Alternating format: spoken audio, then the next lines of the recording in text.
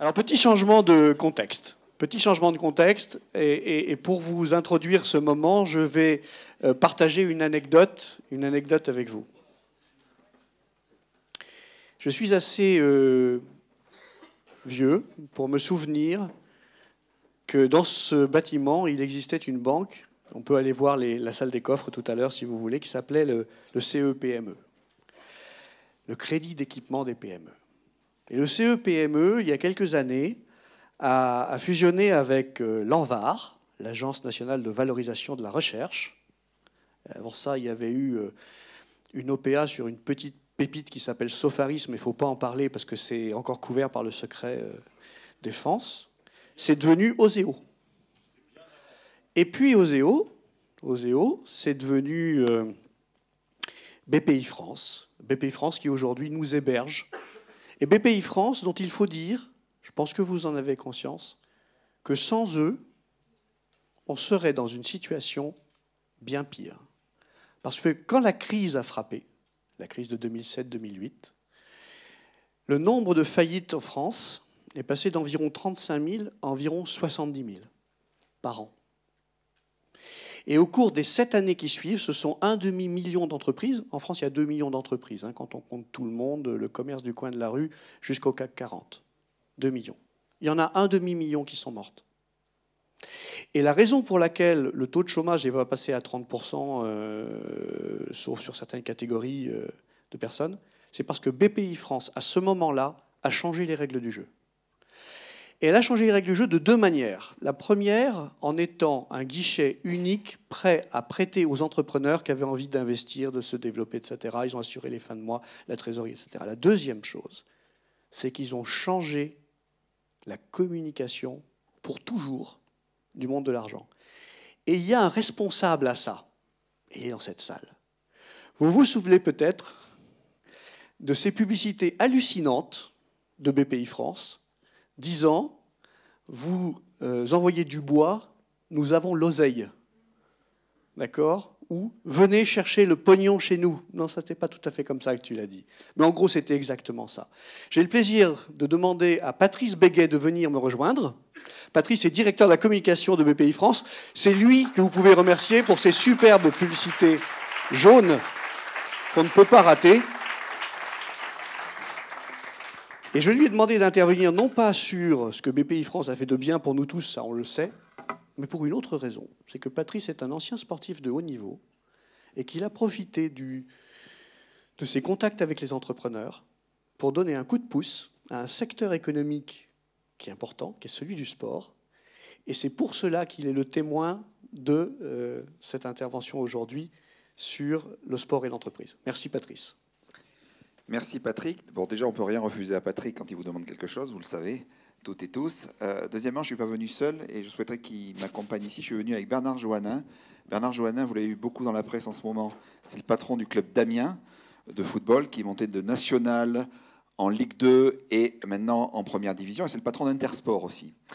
Alors, je pense que vous pouvez le féliciter. Tu vois, la ville d'Amiens n'est pas aussi célèbre que par le président de la République aujourd'hui, mais aussi par ton club de football. Alors, si j'avais à vous parler un petit peu de BPI France, déjà, reprendre juste la publicité dont tu nous parlais, c'est de dire que déjà BPI France est une banque pas contre les cultures, mais contre culture, et notre communication est assez contre culture.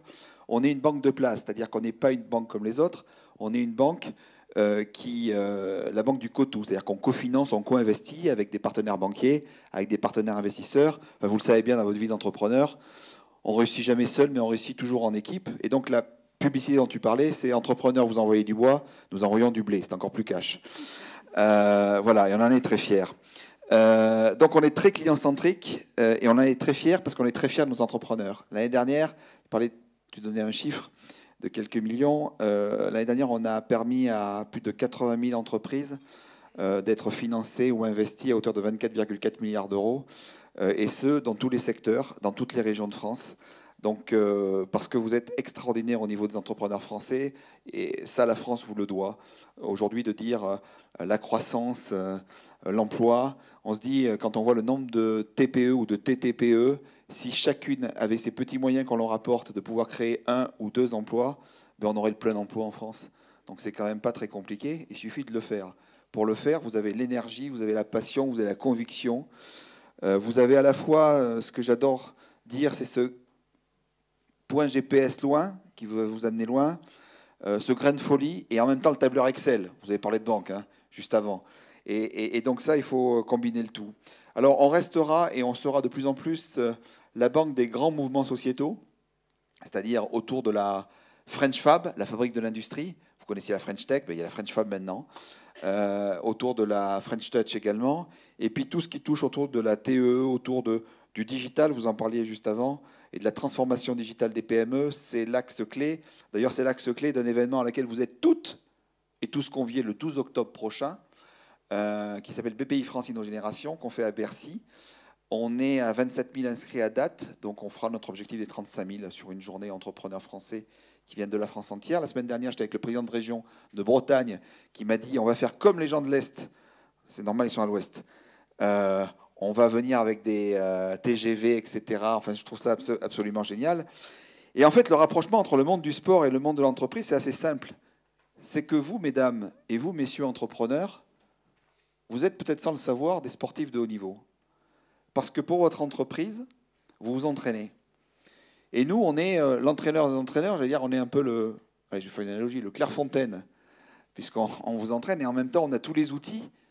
Ah, ça va lui faire plaisir, je veux dire, on est le intersport des entrepreneurs, parce qu'on vous équipe avec l'ensemble des outils de financement, d'investissement, etc. Et puis quand on monte une marque comme BPI France, d'ailleurs, j'étais très, très, très étonné qu'ils me demandent de venir, hein, parce que je ne suis pas banquier. Enfin, j'étais pas banquier, je ne suis pas banquier, et je ne serai pas banquier. Même certains peuvent me dire je suis un peu contre-banquier. Mais oui, parce que si on devait créer une banque de plus, ça ne servait à rien. On a créé une banque de place parce que c'était utile de co-construire ensemble et avec les résultats qu'on connaît. Alors, l'idée était assez simple. C'est que quand on construit une marque, il y a les valeurs.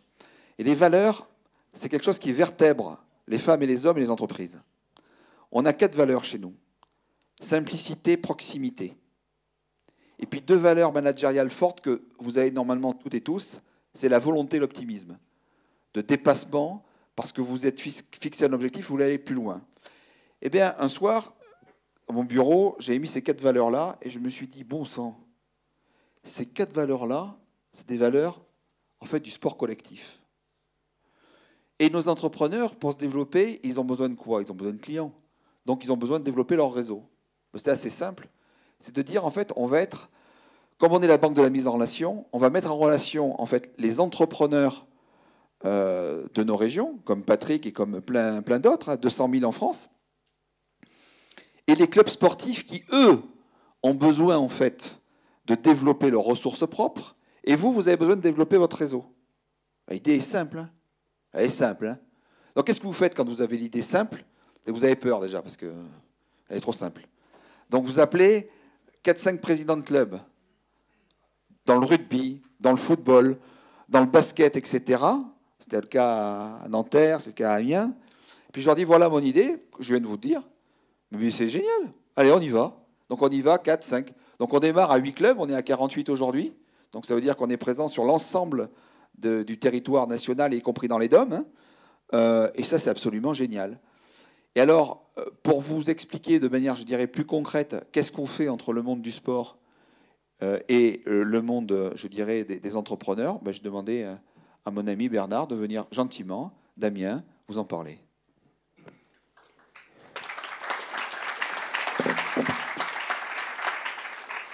C'était pas du tout prévu que je vienne ici. En réalité, j'étais invité par Patrice à un déjeuner. Il me dit, écoute, il y a 5 minutes, viens, tu vas parler du sport et de l'entreprise.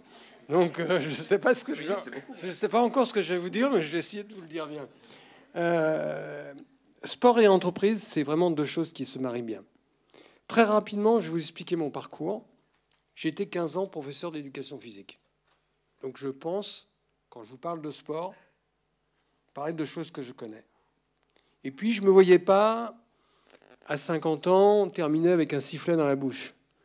Donc, je me suis dit, il faudrait peut-être que Tu sors de l'éducation nationale et à 40 ans, j'ai démissionné de l'éducation nationale pour créer une petite entreprise, un petit magasin Intersport de 100 mètres carrés. Petite précision, je ne suis pas le patron d'Intersport, c'est une coopérative Intersport. Je suis juste le propriétaire de 30 magasins Intersport dans la région parisienne, la région du Nord et l'Alsace. Et je suis le plus gros adhérent Intersport en termes de chiffre d'affaires. Mais nous avons un président coopératif, M. Jackie Riouet, qui est normand. Voilà. Tout ça pour vous dire que le sport, je connais. Comme j'avais l'impression que je n'avais pas bouclé la boucle dans le sport, j'ai acheté un club de football, l'Amiens SC, qui évoluait à cette époque-là, il y a 7 ans exactement, en national.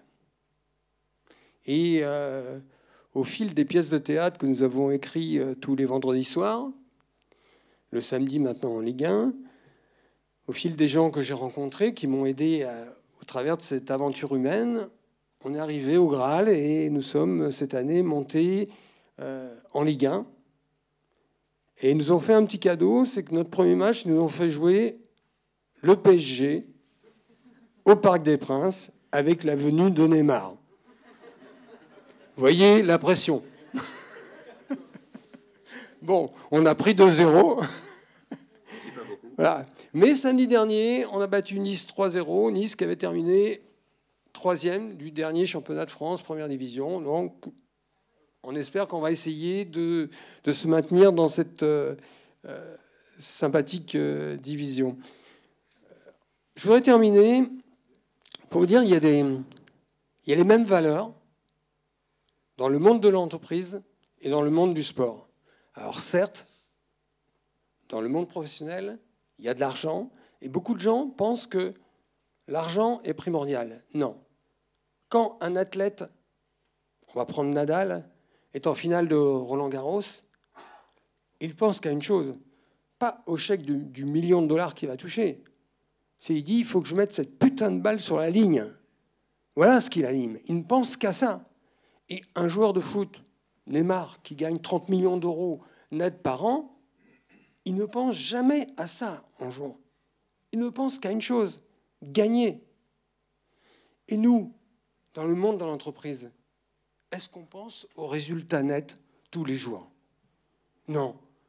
On pense à comment faire pour être meilleur. Comment faire tous les jours pour mieux faire notre job. La victoire est une conséquence. La victoire est une résultante. L'argent est une résultante. Les victoires, elles ne se décrètent pas, elles se construisent. Et c'est ça le monde de l'entreprise. C'est une aventure humaine comme un club de football. Donc je vous invite à vous rapprocher, vous l'avez sans doute déjà fait, du monde du sport. Soit par le biais du sponsoring, soit par le biais du partenariat. Parce qu'il y a beaucoup de richesses à échanger avec un coach. Vous savez, je vous parlais de pièces de théâtre. Un coach d'un club professionnel, il a une pression énorme. Tous les vendredis, il écrit une pièce de théâtre avec des acteurs différents, avec un public, une presse, les médias qui sont là. Il a une pression terrible. En termes de management, c'est des gens qui peuvent nous apporter beaucoup. On a vraiment, vraiment beaucoup de chance quand on est dans ce cercle du monde du sport. C'est vraiment quelque chose qui, moi, personnellement, m'a permis de mieux exister dans mon métier d'entrepreneur. Merci.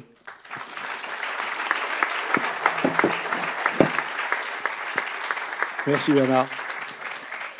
Voilà, donc la recette est simple. BPI France a une liste des 48 clubs avec lesquels elle a noué des partenariats. Vous allez voir votre référent BPI en région, vous allez télécharger la liste. Et si vous n'arrivez pas à trouver le club de vos rêves, celui qui correspond à ce que vous avez envie d'accompagner, ben vous appelez Patrice parce qu'il va vous débrouiller ça. Alors je vous donne mon mail déjà, comme ça on va gagner du temps. Donc c'est patrice.beguet@bpifrance.fr, c'est assez simple. Non, c'était pas marqué dessus, mais voilà. En tout cas, moi je vais vous le dire, pour l'avoir vécu, éprouvé, etc., avec beaucoup d'entrepreneurs maintenant, vous voulez vous développez dans une région, je vous assure que le club sportif est bon. Nous, on a beaucoup douté, je vais vous le dire, du monde du foot. Et donc, en fait, ce n'est pas le foot qu'on est allé chercher, c'est Bernard Joannin. Bernard Joannin, si vous voulez développer votre business dans les Hauts-de-France, c'est avec eux que vous le faites. Parce que ce n'est pas que Amiens.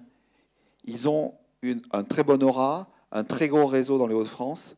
Et devenir partenaire, ce n'est pas vous dire, ça y est, c'est 50 000, 100 000 euros, ce n'est pas le cas. C'est vous permettre de rentrer en contact en devenant soit partenaire, soit actionnaire de ces clubs-là. Et c'est vrai qu'on a pris autant de clubs féminins que de clubs masculins. Ce n'est pas de se dire, il faut faire de la mixité. Ça, c'est le vieux monde vermoulu, des gens, des mauvais pensants. C'est qu'il y a des gens de qualité aussi bien côté féminin que masculin. Et donc, quand on a pris le club, par exemple, de Charleville-Mézières, en basket féminin, on me dit, mais ouh, c'est une zone sinistrée. Eh ben non, c'est un club extraordinaire qui joue la Coupe d'Europe. Voilà. Et qui, derrière, a fédéré toutes les entreprises de la région, jusqu'à Reims. Vous voyez, Sedan, etc. Ben c'est ça, avec des nanas qui ont joué la finale de Coupe d'Europe et des championnats d'Europe. Des filles extraordinaires. Comme vous avez, c'est comme quand en ce moment on se dit oh là le volley ça va moins bien parce qu'ils ont perdu le premier match. Non, tout simplement, c'est qu'ils ont pris le melon les joueurs. Ils perdent contre les Belges. On n'est quand même pas plus cons que les Belges en France. Bon, ils perdent comme les Belges au premier tour. Ben non, ils sont arrivés avec un melon comme ça. Attends, toi je te connais pas et tout, c'est sûr. Après ils se connaissaient. Voilà. Et là hier soir ils gagnent 3-0 contre la Turquie. Ils ont un entraîneur comme ça qui était déjà venu aussi faire des interventions. Voilà, tout ça est une question d'état d'esprit, de rencontre, d'hommes, de femmes, de vraie vie, quoi. La vie, la vraie, telle qu'on l'aime. Et n'oubliez jamais une chose, la plus importante, c'est qu'on vit dans un pays qui s'appelle la France, qui est le plus beau pays du monde. Merci.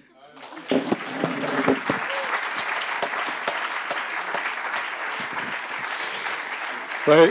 Bon alors, il a son hélicoptère qui l'attend sur le toit pour l'emmener... Mais non, de métro. Bon, mais tu es pressé, je sais. Je sais que tu es pressé.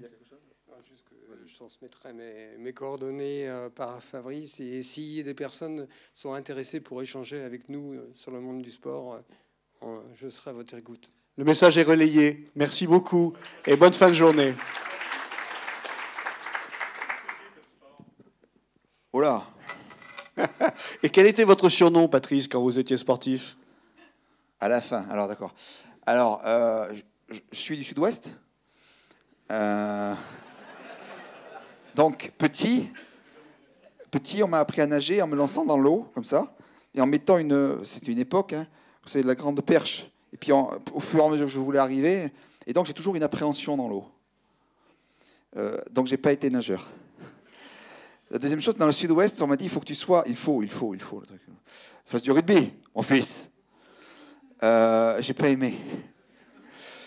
Donc après, il y a les Girondins de football. J'ai été, ça vous pouvez le vérifier, le meilleur buteur des jeunes des Girondins de Bordeaux. Et je ne sais pas jouer au foot.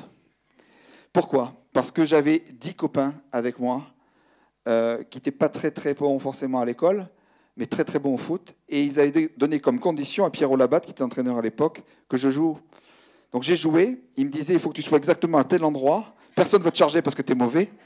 Et nous, on va te faire les passes et t'envoie un sac. C'est ce que j'ai fait. Mais ça n'a toujours pas été mon sport. Et en fait, l'été, j'allais en Vendée. Et il y a des plages en Vendée. C'est une région merveilleuse. Et je faisais du volleyball l'été. Et je me prenais des tôles face aux gens. Vous savez que vous prenez toujours le gagnant. En fait, vous êtes toujours le perdant, donc vous ne rentrez jamais. Et un jour, quelqu'un m'a dit de rentrer. Je suis rentré, j'ai commencé ce sport-là. Et puis, je l'ai fait avec passion. Et comme j'étais petit, ça va venir à mon surnom, j'étais passeur. Je fais 1m76, donc je suis un nain. Et donc, comme j'avais une détente de 1m20, ils m'ont gardé. J'ai joué à Bordeaux en première division. Et ils m'appelaient le nain volant. Ça ne s'invente pas, mesdames et messieurs, le nain volant. Voilà. Et voilà quel était mon sport, le volley. Et c'est pour ça que j'adore ces joueurs-là, etc., etc. Mais je leur dis, vous n'êtes pas dans le monde... Pardon. Vous n'êtes pas dans le monde du foot. Et donc, ne prenez jamais le melon. Et là, c'est con.